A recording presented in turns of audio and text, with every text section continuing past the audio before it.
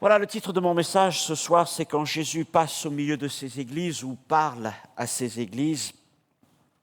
Et nous allons nous arrêter sur ce qu'on appelle les lettres aux 7 églises d'Asie, les chapitres 2 et 3 de l'Apocalypse. On ne va pas très vite, mais il y a déjà beaucoup de matière.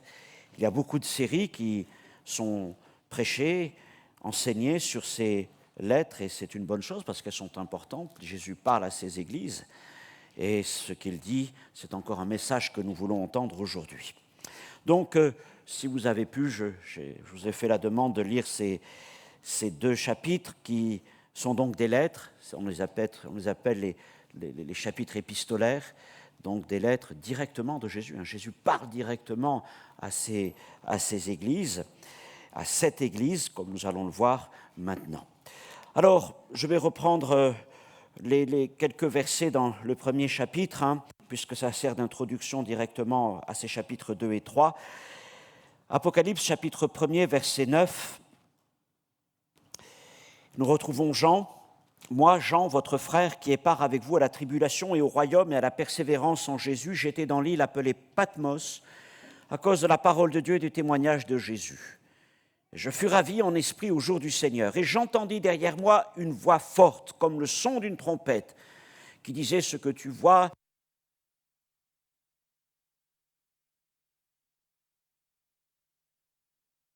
Pergame, à Philadelphie et à Laodicée. Et je me retournai pour connaître quelle était la voix qui me parlait, et après m'être retourné, je vis 7 chandeliers d'or.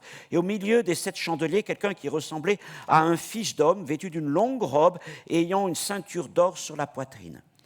Sa tête et ses cheveux étaient blancs, comme de la laine blanche, comme de la neige. Et ses yeux étaient comme une flamme de feu. Ses pieds étaient semblables à de l'airain ardent, comme s'il eût été embrasé dans une fournaise, et sa voix était comme le bruit de grandes eaux. Il avait dans sa main droite 7 étoiles, et de sa bouche sortait une épée aiguë à 2 tranchants, et son visage était comme le soleil lorsqu'il brille dans sa force. Quand je le vis, je tombai à ses pieds comme mort.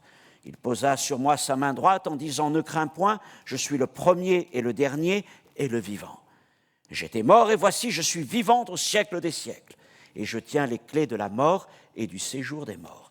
Écris donc les choses que tu as vues, celles qui sont et celles qui doivent arriver après elles. Le mystère des 7 étoiles que tu as vues dans ma main droite et des 7 chandeliers d'or. Les 7 étoiles sont les anges des 7 églises, et les 7 chandeliers sont les 7 églises. Amen. Pour reprendre un peu la pensée de hier et un peu raccrocher à ce que nous avons dit, d'abord le cadre tout simplement. Nous retrouvons ici l'apôtre Jean. Il est très âgé. C'est le dernier des apôtres vivants. Et il a été déporté sur une colonie pénitentiaire, l'île de Patmos. Il est isolé, séparé des églises et des frères et sœurs qu'il aime. Il est fatigué. Peut-être se pose-t-il la question, comme nous le disions, comment pourrait-il encore servir les églises qui sont si chères à son cœur dans son âge avancé, et puis séparé d'eux. Et c'est alors qu'au jour du Seigneur, il entend derrière lui une grande voix comme le son d'une trompette.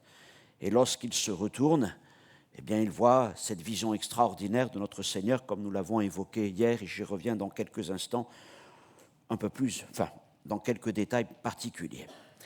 Mais cette voix lui donne un message, un commandement, un ordre. Verset 11, ce que tu vois. Et je vous rappelle, le livre de l'Apocalypse, c'est un livre de vision.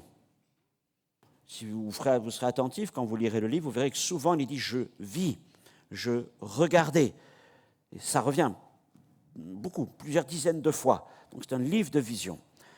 Écris-le dans un livre et envoie-le aux 7 églises, à Éphèse, à Smyrne, Pergame, Thyatire, Sardes, Philadelphie et Laodicée. Et à chacune d'entre elles, il doit transmettre un message spécifique, particulier, mais qui sont en même temps autant de messages universels continuant de parler aux églises à travers l'histoire et à nous aujourd'hui.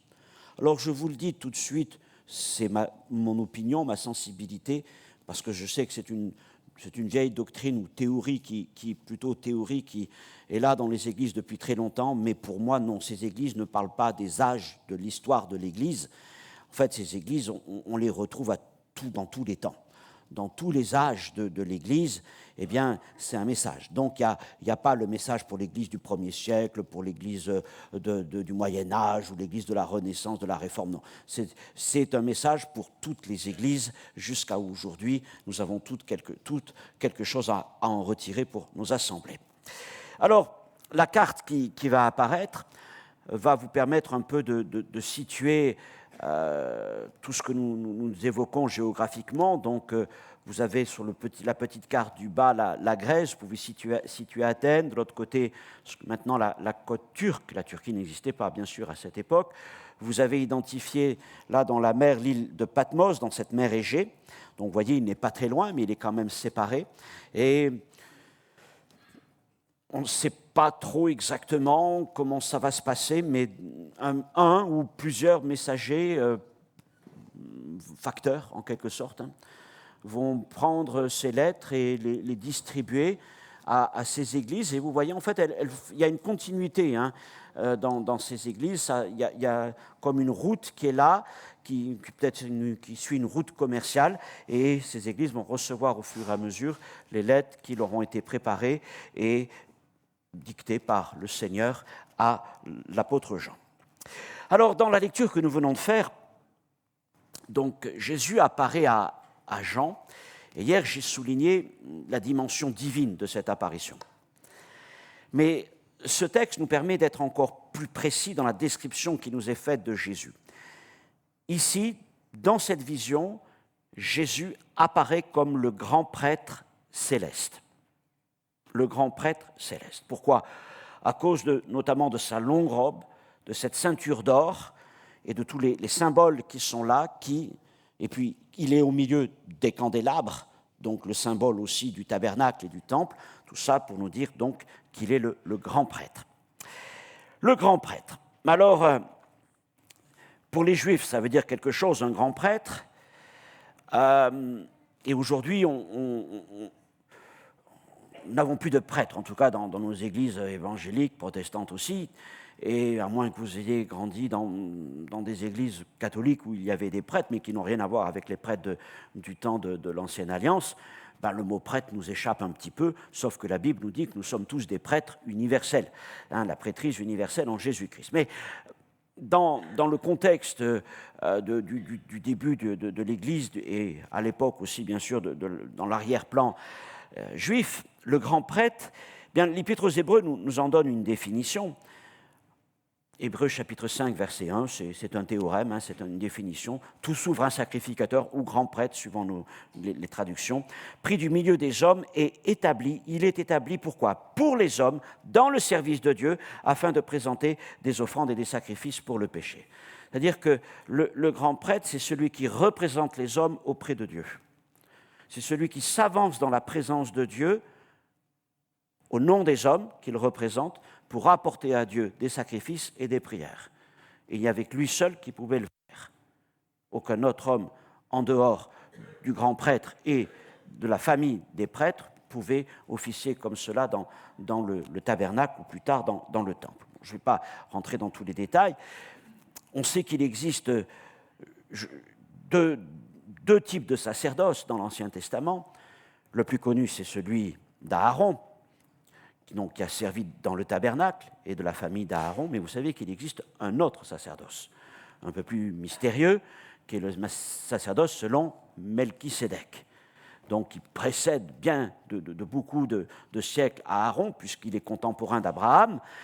Melchisédek est une figure de Christ. Certains l'identifient à Christ, d'autres qu'il est une figure, mais on ne va pas rentrer non plus dans les détails. C'est un sacrificateur du Dieu très haut, El Elyon, et lui aussi est déjà basé à Jérusalem, qui s'appelle à l'époque Salem. Il est roi de Salem, roi de paix. Melchisédek, le roi de justice et roi de paix. Et la Bible nous montre, en tout cas l'Épître aux Hébreux, que Jésus s'inscrit non pas dans la prêtrise selon Aaron, parce que de toute façon il n'est pas lévite, il ne descend pas de la famille d'Aaron, donc il n'aurait pas pu être prêtre selon l'ordre d'Aaron, mais il est prêtre selon l'ordre de Melchisédek. C'est des choses magnifiques à découvrir, à prendre le temps d'étudier dans l'Épître aux Hébreux. Et puis cet épître toujours nous dit que, au chapitre 9, verset 11, qu'il est souverain sacrificateur des biens à venir, et qu'il est assis à la droite du trône de la majesté divine dans les cieux. Autrement dit, nous n'avons pas un souverain sacrificateur qui officie sur la terre, mais dans les cieux. Il est rentré dans le tabernacle qui n'a pas été fait de main d'homme. L'Épître dit qu'il a traversé les cieux pour cela, et il s'est approché du trône de Dieu, et c'est là qu'il officie, en ayant présenté non pas multitude de sacrifices, mais un seul sacrifice, non pas un sacrifice d'animal, mais son propre sacrifice, son propre sang qui a été présenté au Seigneur.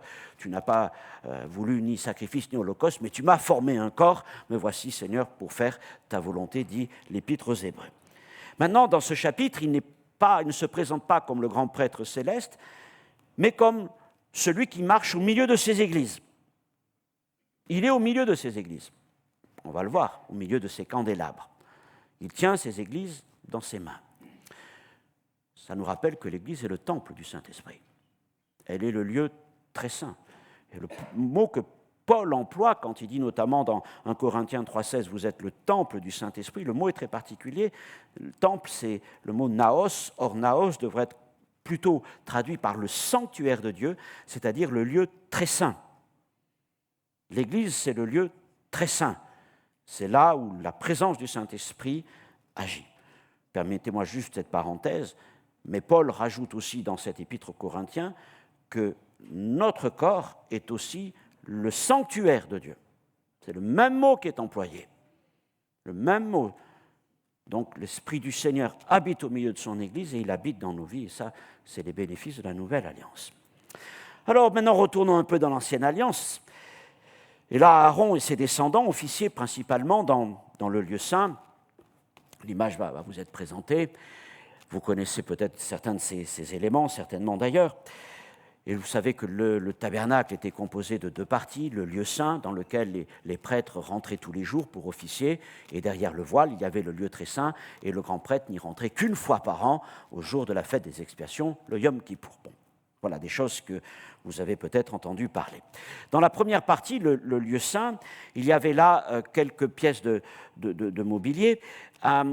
Le tabernacle était toujours orienté de l'est vers l'ouest, et donc le lieu très saint se trouvait dans la partie du fond, vers l'est, pardon.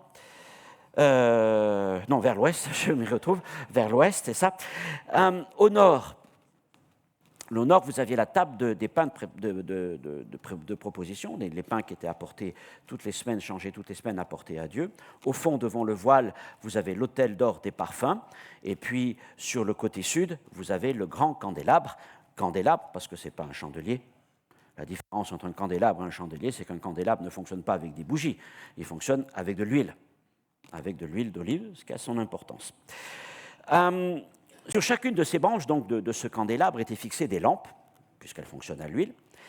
Et Exode chapitre 25, verset 37 disait « Tu feras ces 7 lampes qui seront placées dessus de manière à éclairer en face. » Et le candélabre était la seule source de lumière à l'intérieur du tabernacle, et là évoquant le ministère du Saint-Esprit parmi les hommes. C'était une responsabilité des prêtres, qui entraient tous les jours donc, dans le lieu saint, d'entretenir ce candélabre. Et qu'est-ce qu'ils y faisaient? Ils y apportaient de l'huile d'olive tous les jours. Exode chapitre 27, versets 20 à 21. « Tu ordonneras aux enfants d'Israël de t'apporter pour le chandelier de l'huile pure d'olive concassée, afin d'entretenir les lampes continuellement. C'est dans la tente d'assignation, en dehors du voile qui est devant le témoignage, qu'Aaron et ses fils la prépareront pour que les lampes brûlent du soir au matin en la présence de l'Éternel. » Donc il fallait constamment apporter cette huile qui devait être rafraîchie, préparée, elle devait être concassée tous les jours, on faisait cette préparation. Et ça me permet de vous rappeler que Jésus, lui aussi, a été comme concassé dans le jardin du Gethsémanée, le jardin du pressoir à huile. Et Jésus est l'olive véritable. Et dans ce brisement que le Seigneur a commencé à connaître, cette agonie du Gethsémanée, eh bien de cette olive gorgée d'huile, en quelque sorte, l'huile qui a coulé du cœur de Jésus-Christ, c'est le Saint-Esprit. Et elle est là et son onction nous est donnée. Selon le livre du Lévitique, le Lévitique va codifier tout le fonctionnement du tabernacle et de beaucoup de choses encore. Les lampes devaient brûler continuellement du soir au matin, donc il fallait vraiment les entretenir. Elles ne devaient pas s'éteindre la nuit. Il fallait donc qu'il y ait eu la quantité d'huile nécessaire. Donc ils s'occupaient de l'huile, mais les prêtres s'occupaient aussi de ce que la Bible appelle, parfois elle a un peu ces mots vieillots dans nos versions secondes, l'arrangement des lampes. L'arrangement des lampes. Les prêtres arrangeaient les lampes. Ça veut dire quoi? Ça veut dire qu'ils enlevaient les parties consumées des mèches. Une lampe à huile, il y a une mèche qui brûle, et voilà, il y a de la partie qui est consumée. Donc jour après jour, quand ils remettaient de l'huile, ils enlevaient ces parties consumées et ils remettaient les mèches propres comme il le fallait. Et alors, voilà. Donc, et pour couper ces mèches et la partie qui avait été brûlée, ils utilisaient ce qu'ils appelaient des mouchettes. C'est ainsi que c'est appelé dans Exode 25, verset 38. Ces mouchettes et ces vases à cendre seront d'or pur. Donc avec ces mouchettes, qui étaient des sortes de ciseaux, de couteaux, ils coupaient les mèches qui avaient brûlé et ils prenaient les cendres dans des vases d'or pur, puisqu'ils avaient été présentés devant le Seigneur. Ils avaient brûlé là dans le candélabre. Eh bien, Jésus, en quelque sorte, se présente comme le prêtre, le grand prêtre, qui, lui, se tient au milieu de ces églises et qui va officier parmi ces églises. Alors là, il n'y a pas un candélabre avec 7 lampes, mais il y a 7 candélabres représentant chacun une église. Les 7 chandeliers, nous l'avons vu, sont les 7 églises. Ce ne sont pas les seules églises, mais ce sont les églises de la région dans laquelle Jean travaillait. Il travaillait dans l'Asie mineure depuis plusieurs années, il avait établi sa demeure là, et c'est des églises dont il était certainement un peu l'apôtre référent. Mais il y avait d'autres églises, nous le savons. Paul, on le sait, a travaillé en Grèce, il a travaillé jusqu'à Rome, et Dieu voulant même, apparemment, jusqu'en Espagne. Donc, qu'est-ce que fait Jésus là? Comme le prêtre d'autrefois, en quelque sorte, il s'apprête lui aussi à arranger chacun des candélabres. C'est-à-dire qu'il va retirer les cendres et les mèches qui ont déjà brûlé, qui ont été utilisées. Et pour cela, il ne va pas employer des mouchettes, c'est-à-dire de fins ciseaux, mais il va utiliser une épée aiguë à double tranchant. Sa parole, la parole qui sort de sa bouche. Et donc, il va couper tout ce qui a brûlé. Tout ce qui est cendre, tout ce qui est passé, tout ce qui est impur, hop, il va nettoyer avec impartialité et avec vérité. Mais il est aussi prêt à renouveler ses églises par une fraîche onction. C'est ça, l'image est là. C'est le prêtre qui commence sa journée, il entre dans le tabernacle, et la première chose qu'il fait, il s'occupe du candélabre. Donc le livre de l'Apocalypse commence par Jésus le grand prêtre qui va faire ce que les prêtres faisaient, s'occuper de ces églises, du candélabre. D'accord ? Ces églises, voyez-vous, rappelez-vous la carte, ce sont des églises qui ont, on pourrait dire, des églises déjà de deuxième génération. Rappelez-vous, je vous ai dit, Jean écrit à la fin du 1er siècle, on va dire aux alentours de l'an 95-96. Ces églises, pour certaines, ont déjà une génération et demie d'existence. Paul a fondé l'église d'Éphèse aux alentours de l'an 50. Vous voyez, le temps a déjà passé. Et puis il a travaillé dans toute la région, puisqu'on sait qu'il est resté un long moment à Éphèse et que l'évangile s'est répandu dans toute la région d'Éphèse à partir de là. On le voit dans les Colossiens, on le voit dans l'Épître à Philémon. Donc du travail de Paul et puis ensuite du travail de tous les hommes qui étaient avec lui, Épaphras, tout cela, eh bien l'œuvre a progressé et Jean est venu, il l'a encore développé. Ce sont donc des églises établies. Ce ne sont pas des églises tout à fait récentes, ce sont des églises établies. Et je dirais des églises avec une belle histoire et parfois aussi, comme toutes les églises, avec des histoires. Mais aussi des églises qui, pour certaines, ont véritablement besoin de renouer avec Jésus. Parce que le temps passant, les années, les dizaines d'années passant, il se peut que, vous voyez, on perde quelque chose de cette intensité, de cette passion pour le Seigneur Jésus. Et ces églises ont besoin de renouer véritablement avec Christ. Et ce qu'il leur dit est donc tout à fait pertinent pour elle, mais aussi pour beaucoup de nos églises. En quelle année votre église a-t-elle été fondée?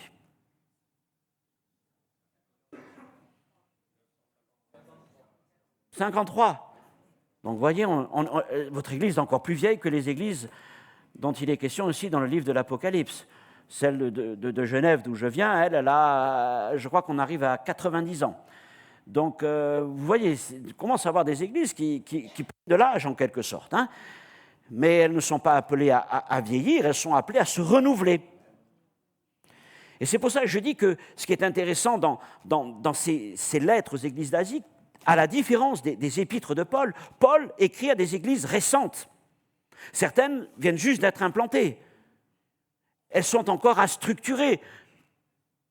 Il le dit par exemple à Tite, hein, met en place des diacres, des anciens, etc. Donc elles sont toutes récentes. Par contre, ici, on a affaire à des églises qui ont une histoire. Et c'est pour ça que je dis que ces paroles de Jésus à ces 7 églises sont importantes. Nous devons les entendre parce que nous nous retrouvons nous-mêmes dans certains aspects, et selon chaque église, dans ce que Jésus dit là, à cause de ces années qui sont passées. Et nous croyons que Jésus demeure notre grand prêtre, officiant au milieu de ces églises. Eh bien, ce qu'il a accompli pour ces églises à la fin du 1er siècle, il continue de le faire pour les nôtres aujourd'hui. Il veut encore nous remplir d'une huile fraîche, mais il veut aussi nous arranger. C'est-à-dire qu'il veut retrancher tout ce qui a un peu brûlé, toutes les cendres qui sont là, remettre les choses à leur place pour que nous puissions repartir comme il le faut. Alors oui, le grand prêtre continue de marcher au milieu de ces églises. Jésus marche au milieu de ces églises et nous sommes attentifs au message qu'il veut nous adresser. Alors nous avons donc 7 lettres. Chacune contient un message particulier, et on va voir que c'est important. Mais dans leur structure, elles sont assez identiques les unes aux autres. Et on voit qu'elles sont composées de 3 parties. On va vous mettre la diapositive. En gros, certains font un autre découpage, mais je suis resté sur 3 parties. Une révélation de Jésus, un message de Jésus et une promesse de Jésus. Et ça, on le retrouve dans chacune des 7 lettres. Une révélation, un message, une promesse. OK ? Alors, deuxième point, une révélation de Jésus. Chacune des lettres aux 7 églises d'Asie, vous pourrez les regarder, entre ces chapitres 2 et chapitre 3, commence par, je vais dire, une révélation particulière d'une partie de Jésus. Qu'est-ce que ça veut dire ? Regardez, la diapo suivante va nous montrer. Chaque introduction à chacune de ces lettres reprend un élément particulier de la révélation entière de Jésus à Jean. Ce que j'ai lu tout au début, dans le chapitre 1er, quand Jésus apparaît dans cette gloire devant Jean, d'accord ? Toute la description qui est en fait. Eh bien, si vous êtes attentifs, vous verrez qu'au début de chacune des lettres aux églises d'Asie, il y a un bout de la révélation totale qui est rappelé, d'accord ? Et chacune met donc une emphase particulière sur un des aspects de la révélation de Jésus. Par exemple, à l'église d'Éphèse, il se présente comme celui qui tient les 7 étoiles dans sa main droite, qui marche au milieu des 7 chandeliers d'or. À l'église de Thyatire, il est le Fils de Dieu, celui qui a les yeux comme une flamme de feu, dont les pieds sont semblables à de l'airain ardent. Tout ça, on l'a lu déjà dans notre lecture tout à l'heure du chapitre 1er. Donc, à chaque fois, il y a un bout qui se retrouve en quelque sorte en introduction de chacune de ces lettres. Et vous pourrez vérifier pour l'ensemble et voilà. Alors, que retirer déjà de ça, de cette révélation ? Et là, j'espère que, moi, je trouve vraiment intéressant, c'est Jésus, pour chaque église, à chaque église, Jésus réserve une révélation particulière de lui-même. Une révélation spéciale, particulière de lui-même. Soit une révélation de sa justice, de sa gloire, de sa puissance, de sa sagesse, de sa providence, de son secours. Enfin, chacune de ces révélations a à voir avec quelque chose de particulier. Évidemment, vous le voyez bien, les yeux qui voient, qui sont comme une flamme de feu. C'est waouh, c'est comme la justice du Seigneur qui est là, d'accord ? Et cette révélation, on va le voir, est liée au message qu'il veut communiquer à cette Église. C'est-à-dire que Jésus se révèle d'une manière particulière parce qu'il a un message particulier qui est en accord avec la révélation de lui-même, un message que l'Église doit entendre. Donc quand Jésus se révèle à une Église, c'est la révélation que l'Église a besoin. pas les révélations d'une autre Église. La révélation que l'Église a besoin, et à cette révélation est associé un message. Vous me comprenez? Et ce qui est intéressant maintenant, et ça, je pense que ça nous garde dans cette humilité, c'est qu'aucune Église n'aura jamais une révélation entière de Jésus. Chacune reçoit une part selon sa volonté. Mais aucune ne peut dire « j'ai reçu toute la révélation rien que pour moi ». Mais c'est en mettant ensemble chacun de ces bouts de révélation, finalement, qu'on arrive à une révélation totale et plénière de Jésus. Parce que nous formons ensemble, au-delà de nos localités, le corps de Christ.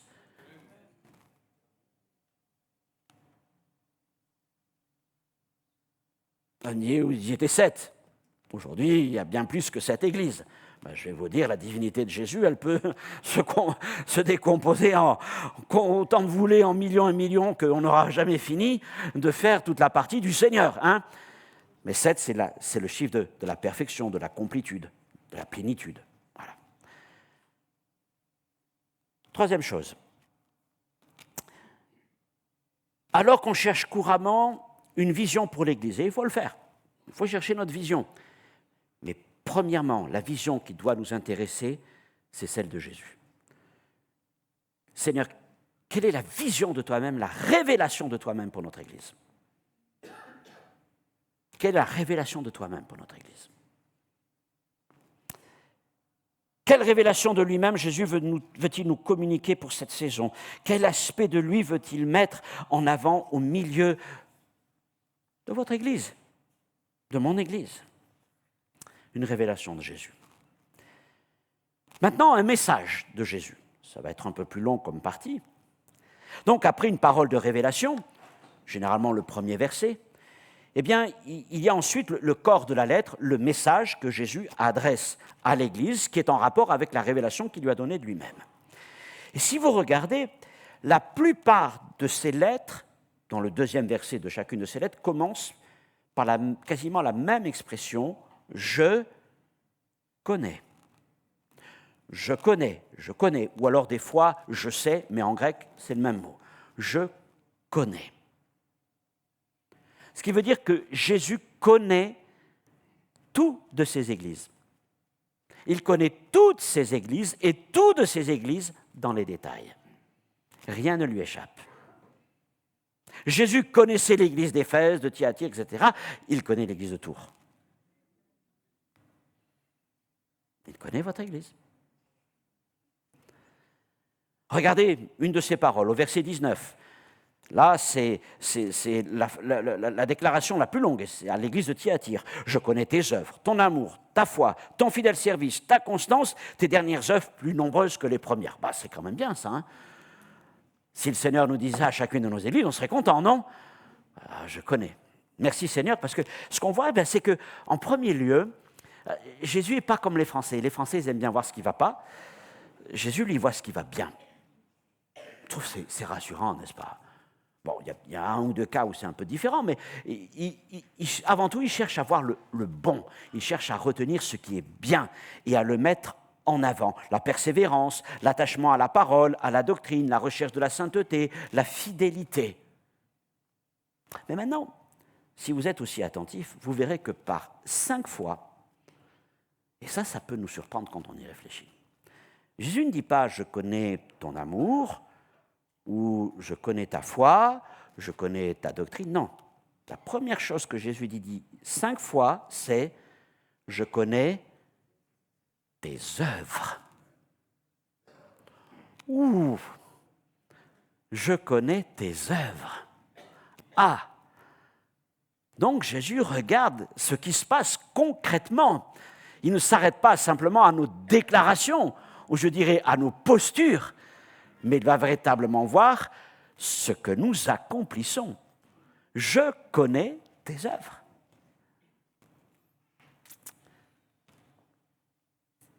À l'église d'Éphèse. Là, il y a une petite réprimande. Parce que ces œuvres n'ont plus la qualité d'autrefois. Cette église a déjà plus de 45 ans. Et qu'est-ce qu'il lui dit? Pratique tes premières œuvres. C'est-à-dire que celles d'aujourd'hui n'ont plus la même qualité qu'autrefois. Et puis, à l'église de Thyatire, il lui dit, tes dernières œuvres sont plus nombreuses que les premières. Ah, ça c'est intéressant. Parce que ça veut dire quand même que Jésus recherche à la fois la qualité et la quantité. Parce que nous, on va dire, ah, mais la qualité, c'est... Ben oui, mais il se trouve que le Seigneur aussi est intéressé par la quantité. Tes dernières œuvres sont plus nombreuses que les premières. Il n'a pas dit que tes dernières œuvres sont d'une meilleure qualité que les premières. Il a dit qu'elles sont plus nombreuses. Ah, le Seigneur bouscule un peu des fois nos raisonnements un peu religieux, qui nous accommodent. C'est intéressant. Mais il n'ignore rien aussi de ce qui est moins bon, et parfois même de ce qui est affligeant. Les comportements immoraux, les fausses doctrines, l'hypocrisie religieuse. Il connaît aussi les contextes de chacune d'entre elles, et c'est important. Il connaît les contextes économiques et sociaux, peut-être que vous n'arriverez pas à lire tout le tableau qui est là, mais son message est ancré dans le vécu des gens. Par exemple, à l'église de Laodicée, Laodicée était connue pour être une ville de production de laine, et surtout une laine noire de très grande qualité. Et c'est à cette église qu'il va lui dire, eh bien, en fait, tu es nu. Tu es nu devant moi. Tu crois que tu es bien habillé, mais tu es nu devant moi. Et procure-toi des vêtements auprès de moi. Je réfléchis, s'il devait parler à mon église à Genève, peut-être qu'il tirait des images des milieux bancaires, de l'horlogerie ou des organisations internationales, parce que c'est des choses qui nous parlent particulièrement. Comment est-ce qu'il parlerait à votre église? Il utiliserait des choses qui concernent votre vie de tous les jours, là, autour de vous. Il aurait un message qui est un message pour Tours, et pas un message pour une autre ville, avec des choses qui viennent là, que vous comprenez, parce que c'est votre vécu. Il connaît aussi la situation politique, les persécutions à Smyrne. Il connaît les situations spirituelles, la synagogue de Satan à Smyrne, et puis encore le trône de Satan, la doctrine des Nicolaïtes à Pergame, la femme Jézabel qui se dit prophétesse à Thyatire, tout ça, il n'ignore rien de tout ça. Il sait nos contextes. Il sait quel est le contexte de la France.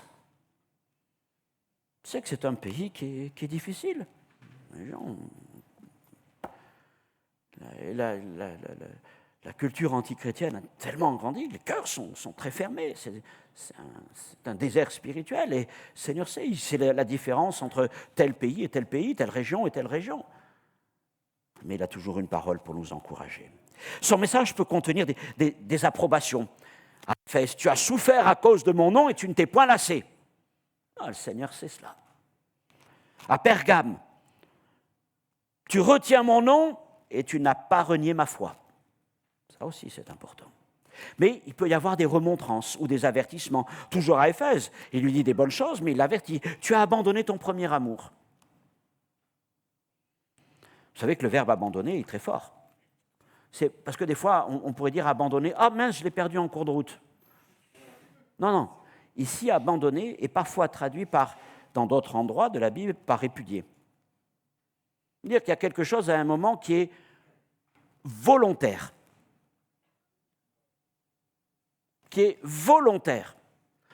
À Éphèse, on a volontairement délaissé le premier amour pour revêtir les habits de la routine. On a laissé volontairement vous savez, le premier amour, c'est incontrôlable, il n'y a pas vraiment de règles, c'est spontané, c'est frais, c'est tout ça. Et c'est le premier amour des jeunes gens. Mais parfois, à la fin, on dit qu'est-ce qui va nous arriver encore aujourd'hui? Mais c'est ce qu'il y a un peu dans cette église. C'est-à-dire que, pourquoi? Parce que par moments, tu ne t'es pas lassé, tu as éprouvé les faux docteurs, les faux apôtres, etc. Mais cette église s'est enfermée dans un conformisme religieux. Et elle a évacué volontairement le premier amour. Oula, maîtrisons les choses, faisons en sorte que rien ne nous échappe, tout est sous contrôle, un peu tout est aseptisé. Tout est bien régulé, réglementé, ordonné, calculé, prévisible. Et Jésus finit par lui dire, « Repens-toi, sinon je viendrai à toi et j'ôterai ton chandelier de ta place. » Parce qu'il n'y avait plus cette ferveur. Elle s'était éteinte.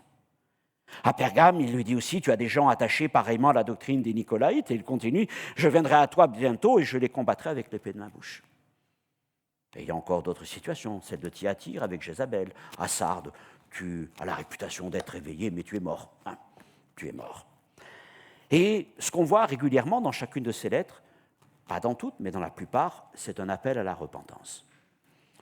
Souviens-toi donc d'où tu es tombé, repens-toi, pratique tes premières œuvres. À Éphèse, à Pergame, repens-toi, je viens de le dire. À Sardes, rappelle-toi comment tu as reçu et entendu, garde et repens-toi. Vous savez, c'est plus facile de dire à quelqu'un du monde, un pécheur, repens-toi, qu'à un chrétien. C'était très dur pour les pharisiens de l'époque de Jésus d'entendre qu'ils devaient se repentir, parce qu'ils se croyaient justes. Mais je veux dire, c'est ce qui peut arriver dans nos églises. Mais Seigneur, je crois en toi. Ma doctrine est validée, tous les points sont validés. Je prie, je jeûne, je lis la Bible. Je veux dire, les pharisiens pouvaient dire la même chose. Je respecte toutes les choses.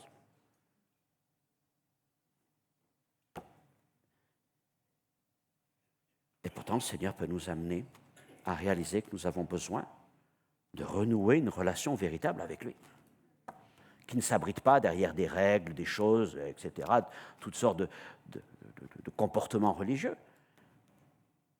Mais ce qui fait la force de notre relation avec lui, premièrement, c'est l'amour. La religion éteint l'amour, étouffe l'amour. Elle est comme un feu.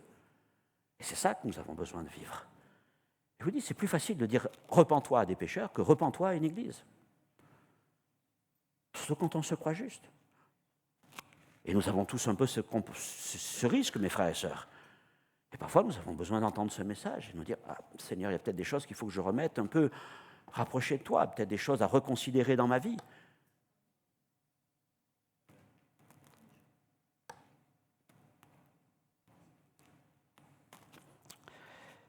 Et il y a même une fois une parole de condamnation. C'est le cas des partisans de la fausse prophétesse de Thyatire qui avaient déjà été avertis et refusaient malgré tout de se repentir. Chapitre 2, verset 21, et il les menace même de faire mourir ses enfants. Donc là, ça va loin. Hein. Et parfois, le Seigneur est obligé d'agir et de trancher aussi, afin de préserver son Église. Dans tous les cas, Jésus aime ses églises. Jésus aime ses églises. Il les aime d'Éphèse jusqu'à Laodicée. Il n'y a pas une église que Jésus n'aime pas. Elles avaient toutes des défauts. Et je vais vous dire même, celle qu'on considère avoir le plus de défauts, souvent dans nos milieux, c'est Thyatire. Parce qu'il y a Jézabel, cette prophétesse qui sondait les profondeurs de Satan. Je vous ai montré que c'est à cette église de Thyatire que Jésus réserve la plus belle phrase. Je connais tes œuvres, ton amour, ta foi, ton fidèle service, ta constance et dernières œuvres plus nombreuses que les premières. Et c'est à Thyatire qui dit ça.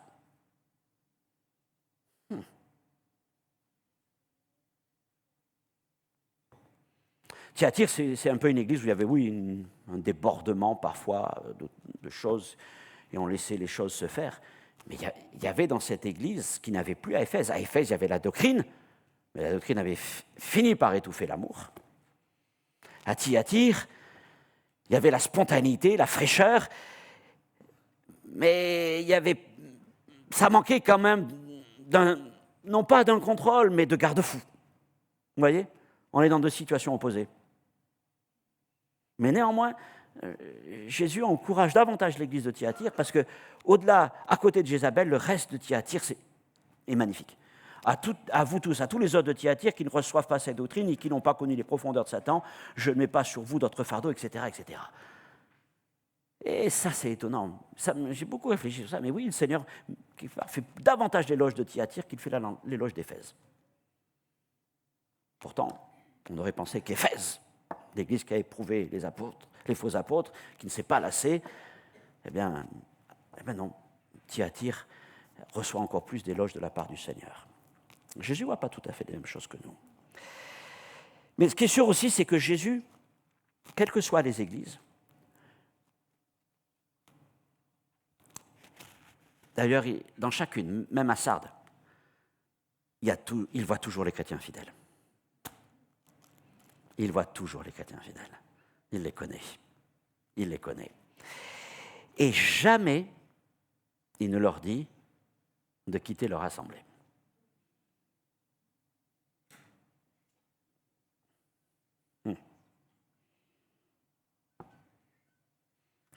On pourra trouver toutes sortes de raisons pour justifier, mais on ne pourra pas les trouver dans la parole, dans la bouche de Jésus.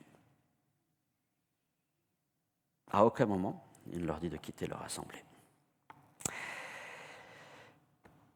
Mais il place chacun devant ses responsabilités, que celui qui a des oreilles entende ce que l'Esprit dit aux églises. Et l'Esprit parle aux églises. Le message de Jésus n'ignore rien de ce qu'est son Église et de l'endroit dans lequel elle se trouve. Donc, comme je vous l'ai dit, Jésus ne parle pas à son Église chez moi à Genève comme il parlerait ici à vous à Tours, ou il parlerait à Paris ou ailleurs. Elles sont toutes ces églises, mais chacune a son histoire et son contexte, ce qui veut dire qu'il n'y a pas de message standard et reproductible.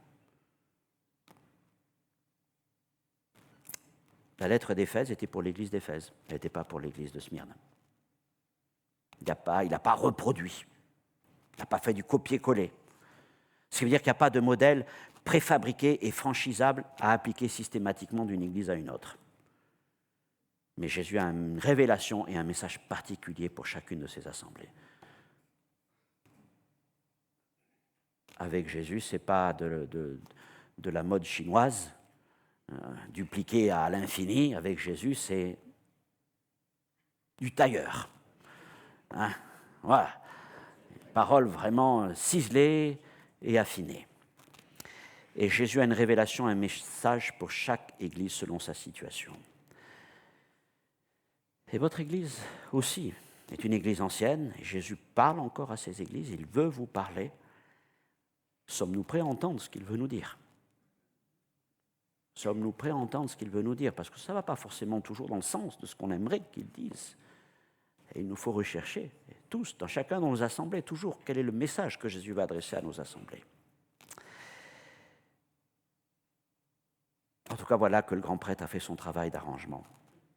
Il a pris les mouchettes, l'épée, et il a coupé les mèches brûlées, mais il prie aussi à remettre de l'huile, à celui qui vaincra. Et ça nous amène à mon dernier point, les promesses de Jésus. Quelle que soit la teneur du message, toutes les lettres finissent par une promesse adressée à ceux qui ont des oreilles pour entendre ce que l'Esprit dit aux églises. Il s'agit d'entendre, mais aussi de vivre en accord avec les paroles données par Jésus. Il ne suffit pas simplement d'entendre. Il faut entendre, et puis après il faut appliquer, et il faut vaincre à celui qui vaincra. Alors dans les écrits de Jean, le verbe vaincre était très particulier. Il en parle dans sa première épître. C'est toujours la victoire de la foi. Et chez Jean, d'ailleurs, c'est vraiment c'est particulier parce que pour nous, dans notre conception chrétienne, la foi, c'est quelque chose qui est mis en œuvre souvent. Ou alors, ce sont des croyances. Mais chez les Juifs, et donc dans la culture de Jean, la foi, c'est avant tout la loyauté et la fidélité. La loyauté et la fidélité. C'était le sens premier de la foi dans la culture juive. Et donc, celui qui vaincra, c'est celui qui sera fidèle jusqu'au bout. D'ailleurs, le Seigneur le dit. C'est celui qui sera loyal, quelles que soient les situations, à celui qui vaincra. Et le Seigneur nous donne la force de pouvoir vaincre si nous nous attachons à sa parole. Les promesses du Seigneur sont avant tout spirituelles et, pardonnez-moi ce gros mot, eschatologiques, c'est-à-dire liées à l'éternité à venir. Et le Seigneur m'a montré il y a même longtemps, et puis c'est un message que j'ai prêché quelques fois, qu'il y avait comme un chemin qui se faisait de promesse de victoire en promesse de victoire. Il commence avec l'Église à Éphèse, « Je donnerai à manger de l'arbre de la vie qui est dans le paradis de Dieu ». C'est l'arbre de la vie. Et celui qui mange de l'arbre de la vie, il n'aura pas à souffrir la seconde mort. Et à celui qui n'aura pas à souffrir la seconde mort, il donnera de la manne cachée, un caillou blanc, et puis un nom nouveau que personne ne connaît. Et ainsi de suite, et ainsi de suite. Et chacune s'enchaîne, en fait, Et on va de promesse en promesse.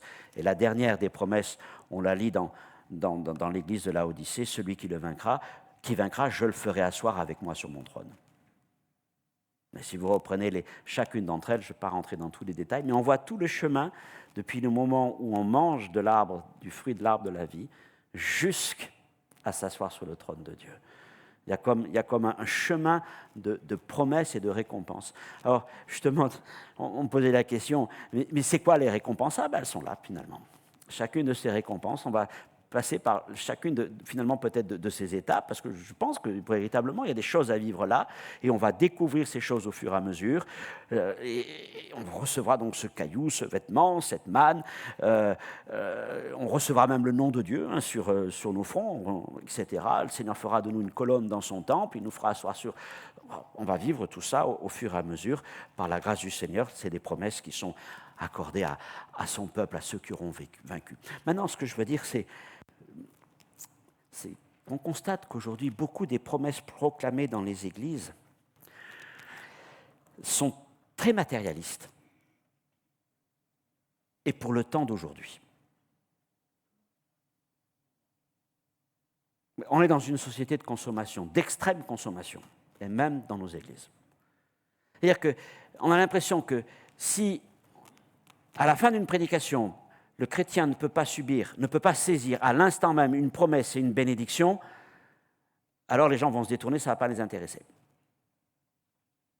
Mais là, Jésus, il n'est pas en train de dire, vous allez demain vivre une promesse, une bénédiction. Il faut attendre à celui qui vaincra. À celui qui vaincra. Et ce n'est pas des promesses matérielles. Ce n'est pas tu auras une promotion, ce n'est pas je vais te donner du succès, ce n'est pas tu vas avoir un compte en banque bien épais. Ce sont des promesses spirituelles et célestes. Et ça nous amène dans une autre perspective. L'Apocalypse nous permet de nous élever et de regarder vers le ciel, de voir ce que Dieu en réserve pour nous dans le ciel. Mais si nous ne sommes simplement qu'attirés par notre foi pour recevoir des choses sur cette terre, nous passons à côté de l'essentiel. Oh, que Dieu nous accorde la prospérité, le travail, la grâce et ceci, cela. Paul dit, s'il nous accorde le vêtement, la nourriture, ça suffit. Bon, il n'aurait pas beaucoup de succès aujourd'hui. Ah non, ça non. Mais je crois qu'on doit reprêcher et on doit le dire. Les plus belles promesses, ça nous attend dans le ciel.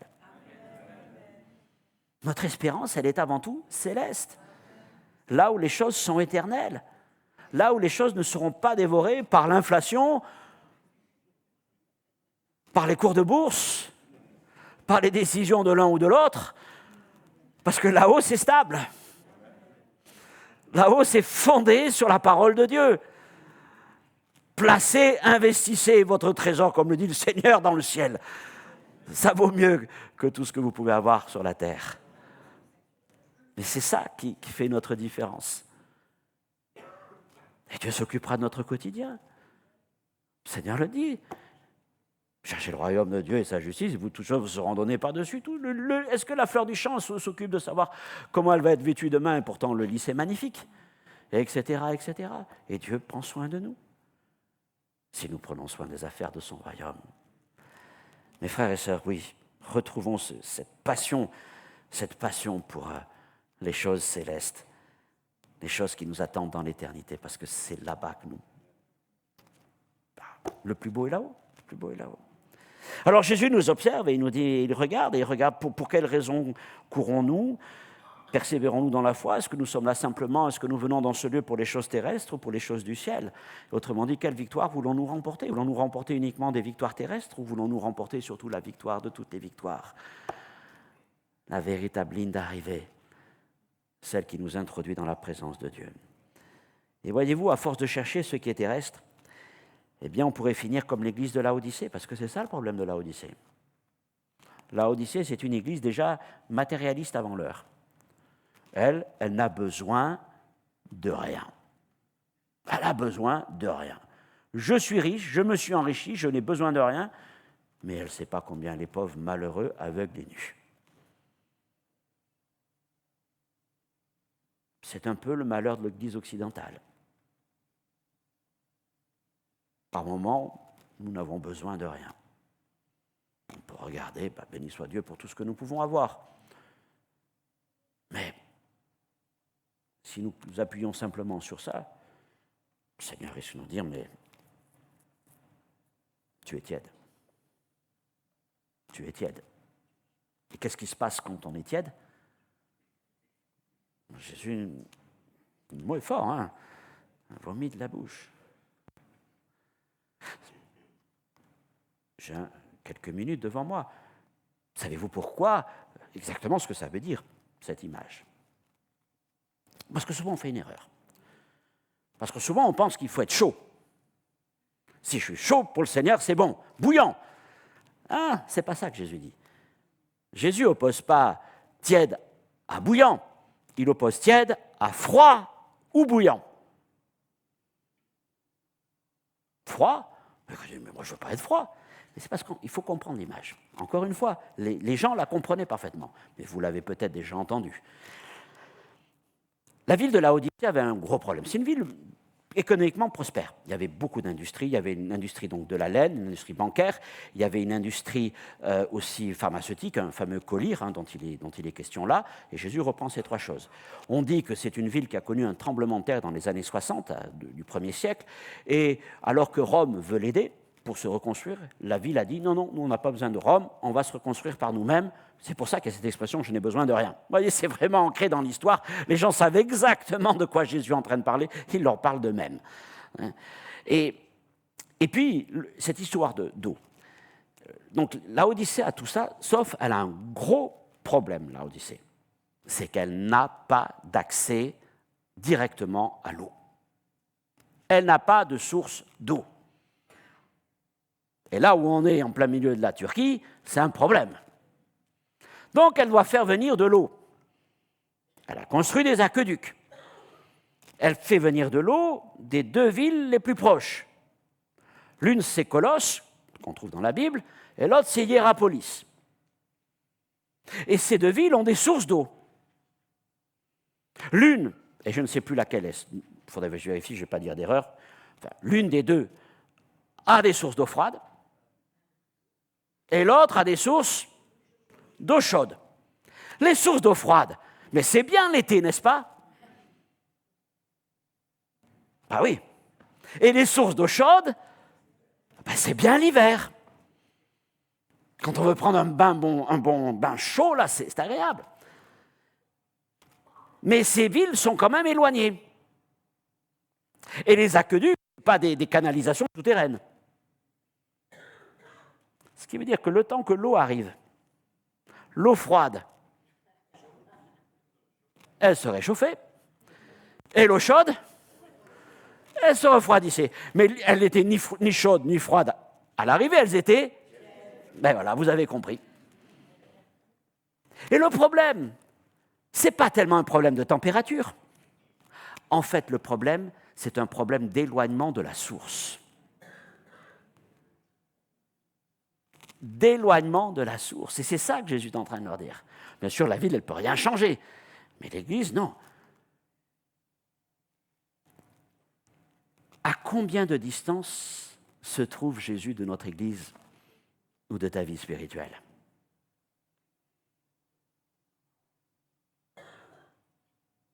Si tu vis simplement de promesses, de ce que tu as entendu sur YouTube ou de telle prédication, de ceci, de cela, je dis, attention, ce sont des bonnes sources peut-être. Attention, c'est partout, il y a des eaux qui sont parfois bizarres. Mais si tu vas au bon endroit, ça peut être des sources rafraîchissantes ou ça peut être des sources chaudes. Oui, c'est bien. Mais si tu veux, elles ne jaillissent pas de ton cœur. Elles viennent de loin. Et qu'est-ce qui se passe? C'est quand elles arrivent à toi, elles ont perdu une partie de leur effet. Mais si tu prends le temps dans la présence du Seigneur d'aller chercher les sources d'eau vive qui vont jaillir de ton cœur, alors là, ça va être autre chose. Peut-être certaines seront fraîches et d'autres seront chaudes, mais elles ne seront pas tièdes. Vous voyez l'image? Voilà, comme ça, vous en souviendrez peut-être, Dieu voulant. Alors, mes frères et sœurs, courons la véritable course, cherchons les véritables récompenses, courons comme pour gagner la course. Déjà, Paul le disait, hein, je gagne pour gagner la course.